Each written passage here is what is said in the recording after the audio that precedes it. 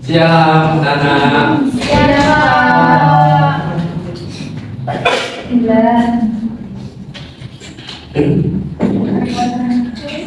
Baik, sebelum dimulai, alangkah baiknya kita berdoa terlebih dahulu. Ketua kelas, Baul. Bisa siap, sudah mulai. Bismillahirrahmanirrahim. Amin. Benar kabarnya anak-anak? Sehat? Sehat kan? Sehat, Pak. Oh iya. Siapa yang gak masuk? Dayat, Nani, Najib, Hisnun, Kenapa? Kaum, Sakit. Yain. Dia satu keluarga. Oh, satu keluarga sakit. Oh, yaudah. Oke. Kita fokus dulu ya. Masih semangat dong? Semangat. Oke. Masih ingat gak kemarin kita belajar tentang apa? Kurang tahu. Lupa, Pak. Hah? Lupa. Nggak ingat kemarin belajar apa? Nah, kemarin tuh kita belajar tentang proses berdirinya daulah makhluk. Apa aja itu? Masih ingat gak? Tentang apa? Tentang etika Indonesia. Ya, terus? Wilayah. Ya. Belajar menahan serangan Mongol dan tentara salib. Oke, tepuk tangan buat Mbak Desi. Ya, semuanya, tepuk tangan buat semuanya. Oke, kita melanjutkan pelajaran yang kemarin ya tentang kelahiran daulah mamluk. Nah, ada yang tahu nggak? Ada yang sudah belajar semalam? Daulah mamluk itu berkuasa pada tahun kapan? 1250 sampai 1517. Oke, yang berpaham apa? Sunni. Terus maju dalam. Arsitektur dan seni. Nah, benar sekali. Nah, Kairo berkembang sebagai pusat peradaban Islam. Nah, ada juga pembagian dan tokoh penting dalam daulah mamluk. Nah, daulah mamluk kita bagi menjadi dua, yaitu daulah mamluk Bahri dan daulah mamluk Burji. Apa? Kalau daulah mamluk Bahri lahir pada 1250 ya sampai 1290 Masehi. Oke, yang dipimpin oleh sultan yang kuat dari kalangan militer. Nah, terus yang satunya tokoh yang terkenal itu Sultan Az-Zahri. Az-Zahir. Nah, pahlawan perang Ain Jalut. Nah, itu sebutannya. Nah, yang selanjutnya kemajuan peradaban daulah mamluk. Nah, ekonomi maju melalui perdagangan internasional dan pertanian. Yang tadi sudah dijelaskan oleh Mbak Desi tadi, arsitektur yang berkembang dan pembangunan masjid, sekolah dan rumah sakit. Yang selanjutnya ilmu pengetahuan maju, Mesir menjadi pusat ilmuwan Muslim. Nah, yang selanjutnya apa? Coba Mbak Lisa dibaca. Sistem pemerintahan bersifat oligarki militer berdasarkan kemampuan. Terus sultannya dipilih dari tokoh militer yang kuat dan berprestasi. Terus keruntuhan mamluk itu disebabkan karena korupsi, krisis ekonomi dan juga lemahnya kepemimpinan. Nah, betul. Oke, sebelum saya lanjutkan, ada yang ditanyakan nggak soal daulah mamluk ini? Tidak, Pak. Sudah paham? Sudah. Oke, kalau sudah paham, setelah ini kan Bapak akan bagi dua kelompok. Yang satu kelompok putra, yang satunya kelompok putri. Nanti kita akan bermain game. Kita akan bermain game yang namanya kayak seperti turnamen itu loh, tahu nggak? Kita cepet-cepetan rebutan poin. Nanti Bapak kasih soal-soal dari yang sudah kita pelajari. Nanti siapa yang paling banyak nanti itu menang, dan nanti pasti Bapak kasih reward. Rewardnya apa? Nah, setelah ini saya beritahu. Itu ya, paham? Paham. Oke. Dari setiap kelompok Bapak kasih waktu 5 menit untuk belajar terlebih dahulu sebelum kita maju turnamen gitu.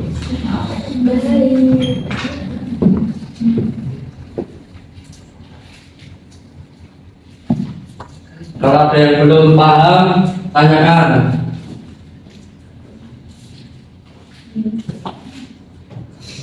Oke, sudah 5 menit. Siapa yang mau perwakilan? Jadi perempuan siapa? Alfred. Dua orang. Ya.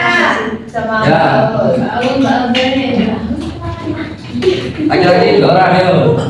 Nanti pemenangnya dapat tekstil.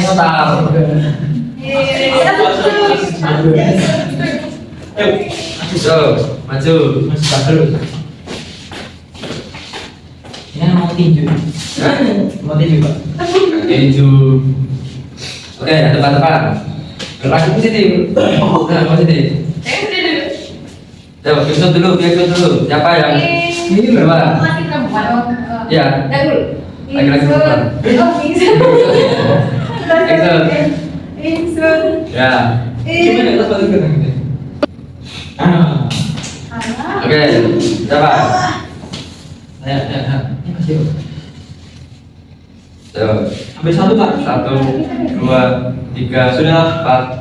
Daulah Mamluk berasal dari kata Mamluk yang berarti budak. Analis Islam mengapa dinasti yang didirikan oleh para budak ini bisa bertahan selama 267 tahun dan menjadi kekuatan besar dalam sejarah Islam? Jawabannya yaitu para Mamluk adalah budak yang dilatih secara khusus sejak muda untuk menjadi tentara elit dengan pendidikan militer, politik, dan Islam yang baik.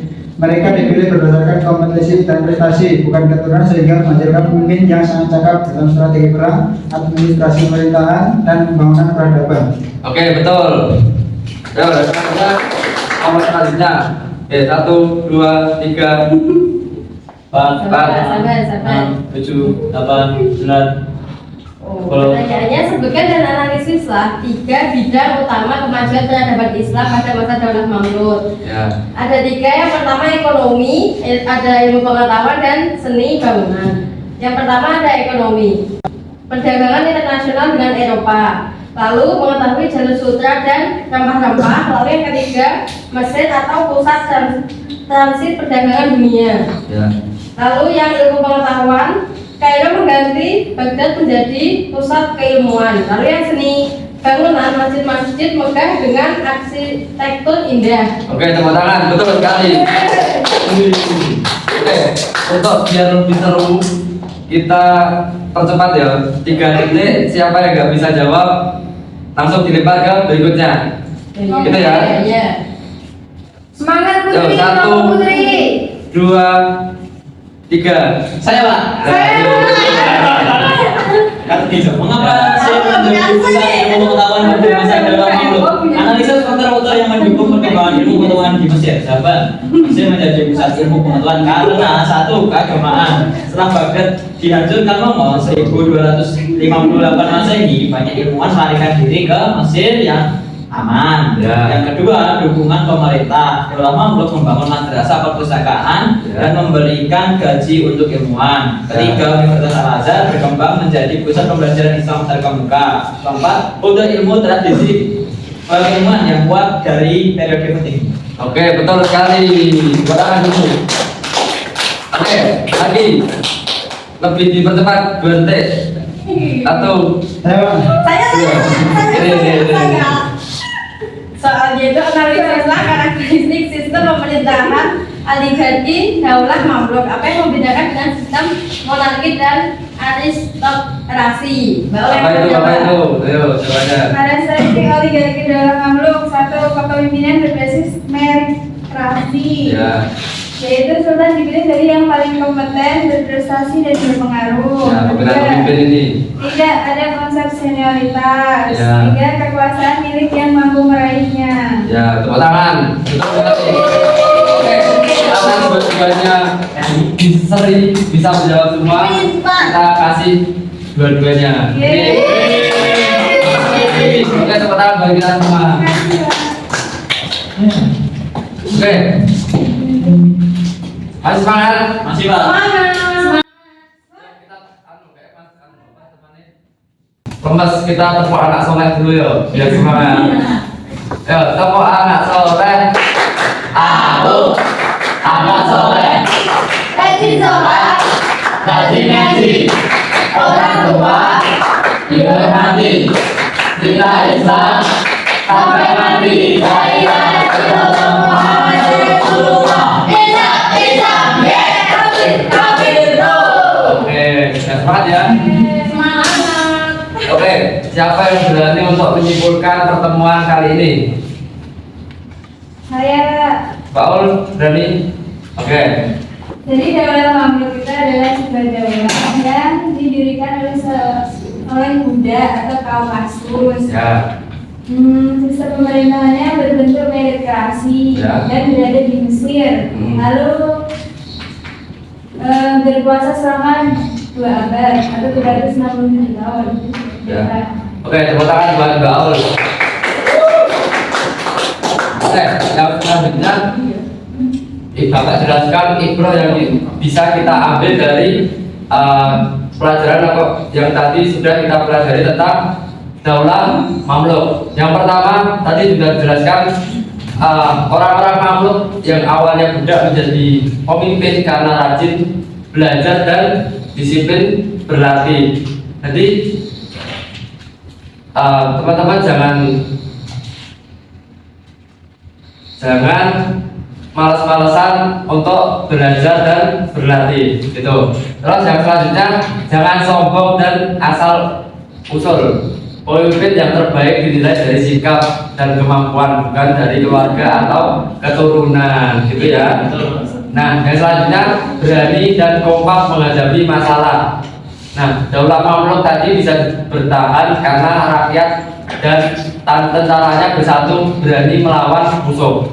Yang selanjutnya ilmu pengetahuan itu penting ya anak-anak. Terus Daulah Mamluk maju karena menghargai ilmu dan para ulama. Kita harus rajin belajar agar sukses. Terus yang terakhir ada yang bisa apa? Kejujuran harus selalu dijaga. Ya, kejujuran harus dijaga karena awal mula runtuhnya suatu organisasi ataupun negara ikut berawal dari tidak jujur. Nah, Daulah Mamluk ini juga runtuh karena tidak jujur. Pemerintahannya korupsi, banyak yang tidak jujur, tidak amanah. Maka dari itu pemerintahan Daulah Mamluk ini runtuh. Oke. Sebelum Bapak tutup ada yang ditanyakan? Tidak, Pak. Cukup Pak. Cukup? Cukup. Oke, sebelum Bapak tutup ada PR untuk kalian mengerjakan LKS halaman 30, dikerjakan ABC dan uraiannya. Besok, minggu besok kita bahas bersama-sama, gitu ya. Baik, Pak. Nah, sebelumnya nanti setelah ini anak-anak membuat pohon kepemimpinan. Nanti anak-anak buat apa namanya pemimpin apa yang kalian sukai, yang nanti kalian akan contoh, gitu ya. Ya. Oke. Selanjutnya Iya, Pak. sebelum Bapak tutup berdoa terlebih dahulu. Alhamdulillahirabbil alamin. Oke, sekian dari Bapak. Allahumma baik ila qomitorik. Assalamualaikum warahmatullahi wabarakatuh. Waalaikumsalam warahmatullahi wabarakatuh. Terus yang anak